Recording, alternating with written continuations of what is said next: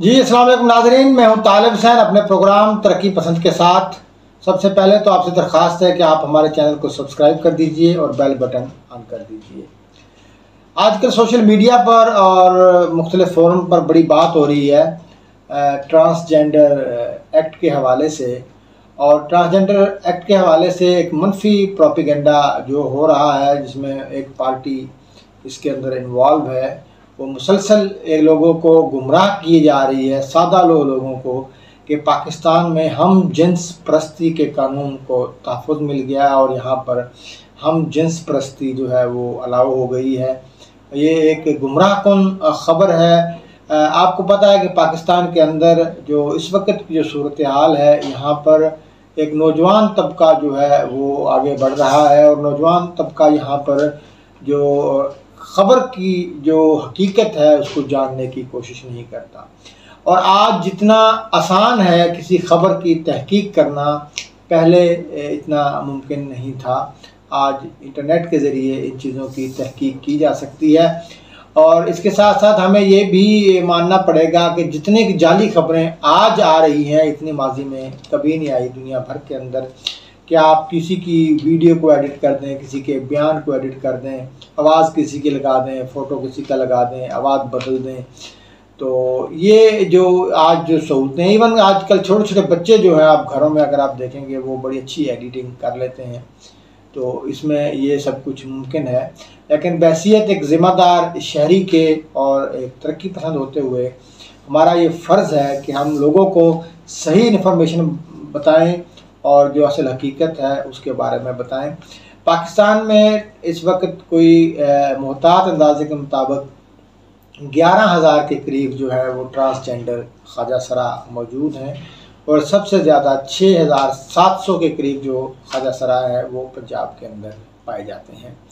आपने देखा होगा कि पिछले कुछ सालों में, 7-8 सालों में ख्वाजा सराओं का बड़ा एक कत्ल आम हुआ है, आप उसे कह सकते हैं। कत्ल आम मैं इसलिए कह रहा हूँ कि बार बार ख्वाजा सराओं के कत्ल के वाक़यात हुए हैं मुख्तलिफ़ इलाक़ों में, और ख़ास तौर पर पेशावर में बहुत ज़्यादा इंसिडेंट हुए हैं ख्वाजा सरा के कत्ल के हवाले से। और इस पर जो मुख्तलिफ़ NGOs ने और सिविल सोसाइटी के लोगों ने आवाज़ भी उठाई है। और पाकिस्तान में आप देखेंगे ख्वाजा सरा की बड़ी मिज़रेबल लाइफ है।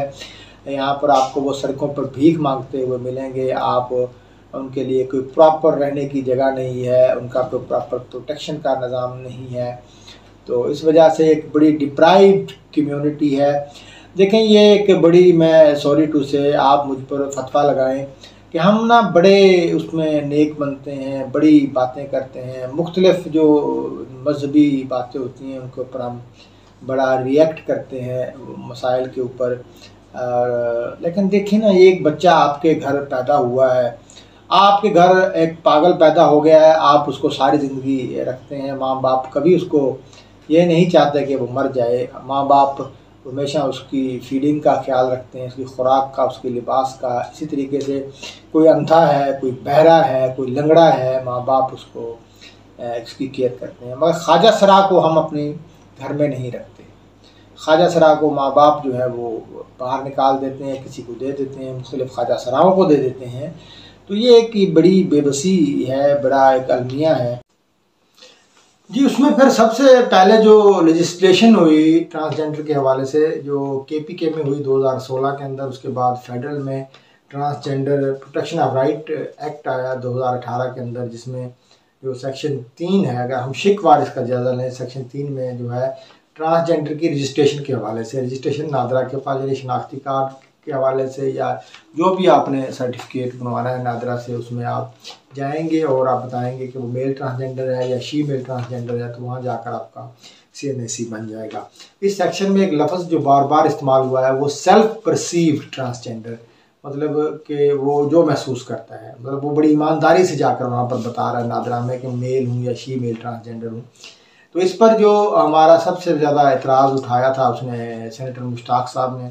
और सेनेटर मुश्ताक साहब जो है, इसमें उन्होंने जो अपना एक बिल पेश किया 2021 में, नवंबर 2021 में, उन्होंने कहा जी सेल्फ परसीव्ड की बजाय जो है मेडिकल बोर्ड होना चाहिए, वो डिटरमिन करे कि वो कौन सा ट्रांसजेंडर है।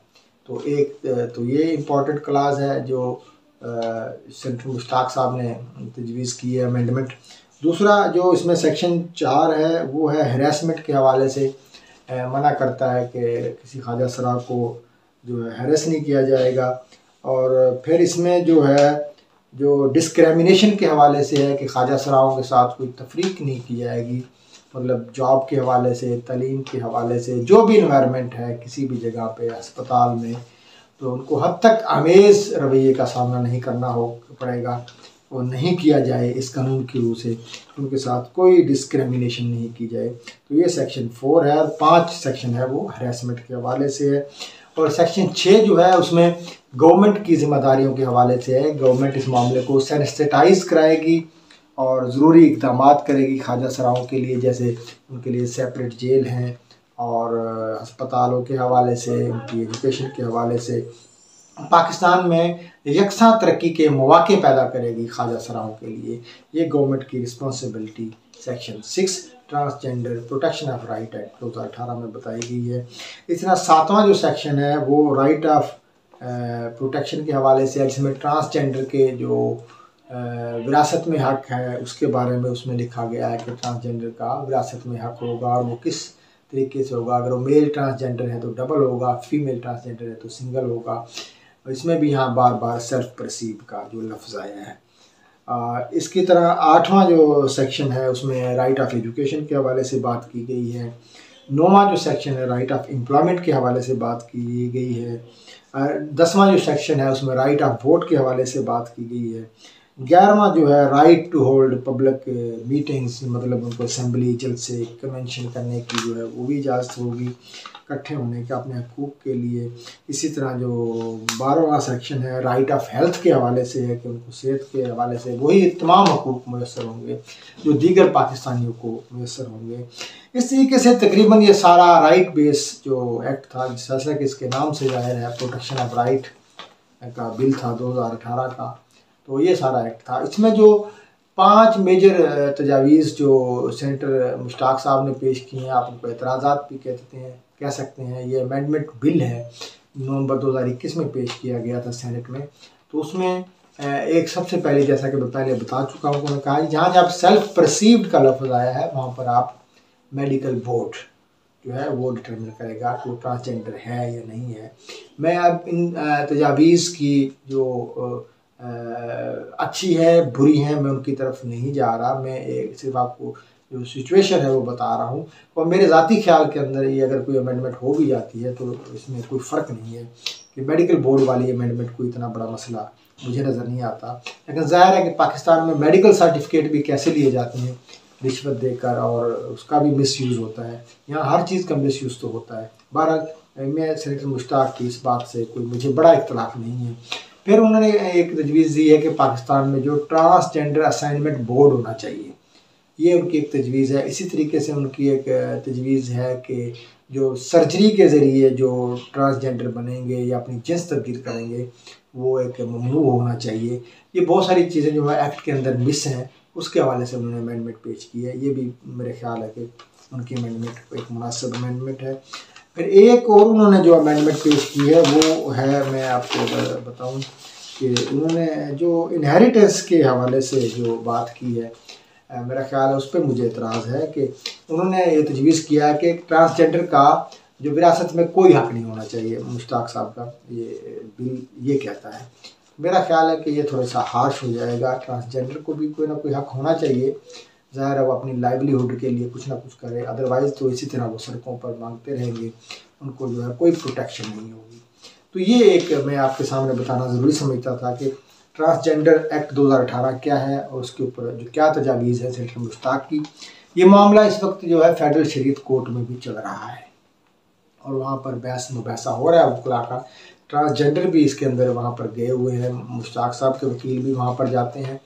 और इसी तरीके से मैं एक और बात आपको कहूँ कि जो विरासत के मामले में जो है ये इंतहाई ज़रूरी है कि इसको अवेयरनेस इसकी होनी चाहिए, क्योंकि पाकिस्तान में ट्रांसजेंडर की जो सूरत हाल है बड़ी डिप्लोरेबल है। और इसके साथ साथ मैं अपने नौजवानों से और अपनी कौम से ये दरख्वास्त करता हूँ कि खुदारा चीज़ों को पढ़ें, देखें और किसी के कहे पर इतबार ना कीजिए। अगर किसी ने आपको कहा है कि आपका कान कुत्ता ले गया है तो प्लीज़ अपना कान पहले चेक कर लें, कुत्ते के पीछे ऐसे बात दौड़े। बहुत शुक्रिया।